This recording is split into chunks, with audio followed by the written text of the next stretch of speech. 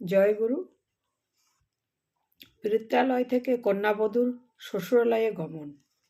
পিতা মাতা আত্মীয় স্বজন নিয়ে মহাসমারোহে বিয়েবাড়ির শুভ কার্য মিটিয়ে ফেলছে গত রাত্রে লগ্নবাসরে। বাড়ির একমাত্র কন্যার বিবাহ বলে কথা, তাই আত্মীয় স্বজন অনেকেই বিয়ে বাড়িতে রয়ে গেছে। নিশি প্রভাত হতেই হই হুল্লোড় আরম্ভ হয়ে গেছে। একটু পরেই সবাই দেখবে নববধূ নিয়ে বর বধূর যুগল যাত্রা। যাত্রা লগ্ন এগোতে লাগলো। অন্যদিকে এগিয়ে চলছে বন্ধু বান্ধব, সহযোগ, জামাইবাবুর ভুরি ভোজন। ড্রাইভার তার সজ্জিত গাড়ি নিয়ে অপেক্ষা করছে কতক্ষণ বর বধূ এসে চড়বে তার গাড়িতে। মা বাবা কন্যাকে প্রথম পাঠাচ্ছে তার শ্বশুর বাড়ি, তাই স্বামী স্ত্রী দুজনে মিলে যে যার বুদ্ধিমতো চলাবলার উপদেশ মেয়ের কানে ভালো করে দিয়ে দিলেন। কিছুক্ষণের মধ্যেই প্রস্তুতি পর্ব মিটিয়ে পিতা মাতা কন্যা জামাইকে তুলে দিলেন বরপক্ষের গাড়িতে। চিরাচরিত প্রথমত মা বাবা আত্মীয় স্বজনের কান্নাকাটিও একেবারে বাদ গেল না। কিন্তু আশ্চর্যের বিষয়, শোকের ছায়া কাটতে না কাটতেই একজন পত্রিকা সাংবাদিক এসে উপস্থিত হলেন সদ্য সমাপ্ত বিয়ে বাড়িতে। অপরিচিত মুখ, সাজ পোশাক অবশ্যই ভদ্রলোক। হঠাৎ একজন সাংবাদিকের আগমন বাড়িতে, তাই কন্যার পিতামাতা আত্মীয় স্বজন সবাই মিলে ঘিরে ধরেছে হঠাৎ আগম্বক ভদ্রলোককে।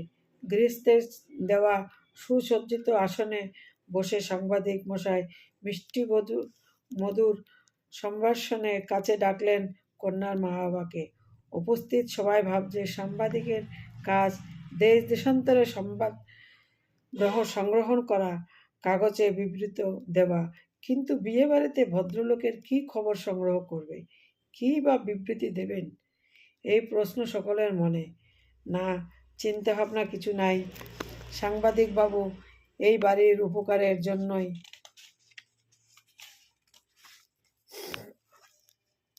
এসেছেন, তাই তিনি মেয়ের মা বাবার নিকট কিছু গুরুত্বপূর্ণ তথ্য জানতে চাইলেন। সাংবাদিক মা বাবাকে বলতে লাগলেন, আপনাদের উপকারের জন্য আমি এসেছি, কিন্তু প্রয়োজনীয় তথ্য জানব বলে।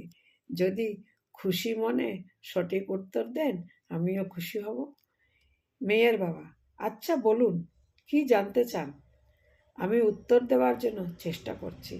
সাংবাদিক, আচ্ছা দাদা, মেয়ের বিয়েতে নিশ্চয়ই যথেষ্ট টাকা পয়সা খরচ করেছেন?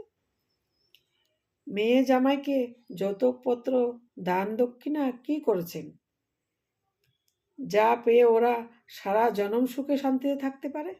মেয়ের বাবা, শুনুন দাদা, সেদিকে আমি কোনো কৃপণতা করিনি। সোনা দানা, খাট পালং, লেপ তোষক, আয়না, আলনা, আলমারি, বাসন কোসন কোনো কিছুই আমি দিতে বাকি রাখিনি। আর শুনুন, যা দিয়েছি শ্বশুরবাড়ির কোনো জিনিসপত্র না ধরলেও আমার মেয়ের নিজের মতো চলতে পারবে। সাংবাদিক, তাই নাকি?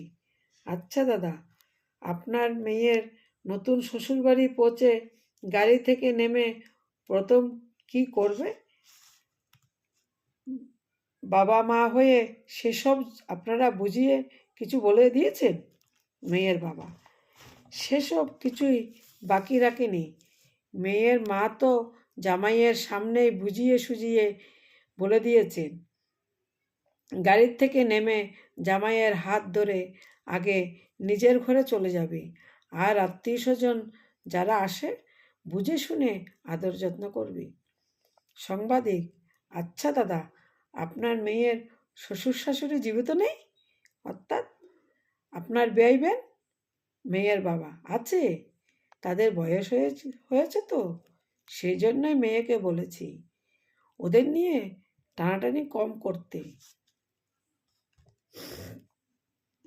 সাংবাদিক, আপনার জামাইয়ের বাড়িতে উপস্থিত আর কে কে আছে? মেয়ের বাবা, মেয়ের এক দেওর আর এক ননদ আছে। দেবরটাকে দেখলাম বন্ধু বান্ধব নিয়ে বাইরে বাইরে সময় কাটায়, আর ননদকে দেখলাম ভীষণ শুচিবাই। ওইটুকু মেয়ে দেবদেবতার পুজো নিয়ে দিনে 12 ঘন্টা সময় কাটিয়ে দেয়।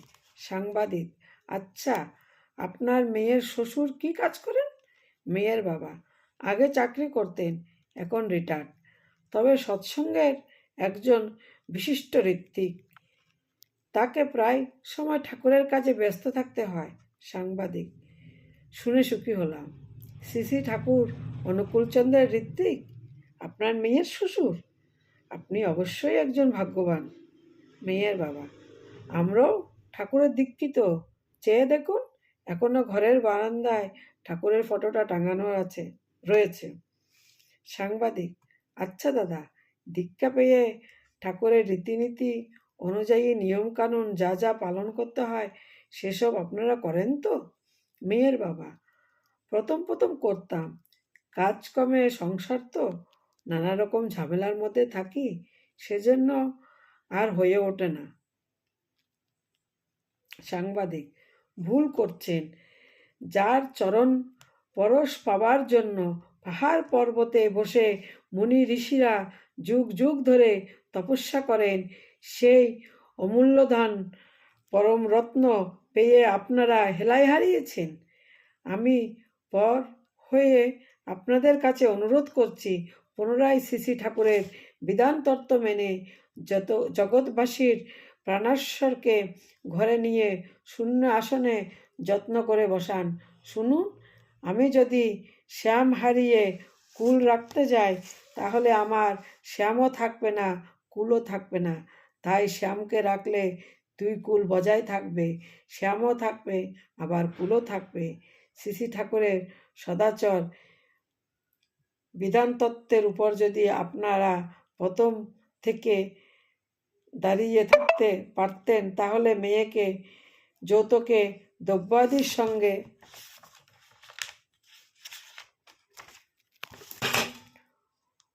অনাচারে আদেশ নির্দেশ দিতে পারতেন।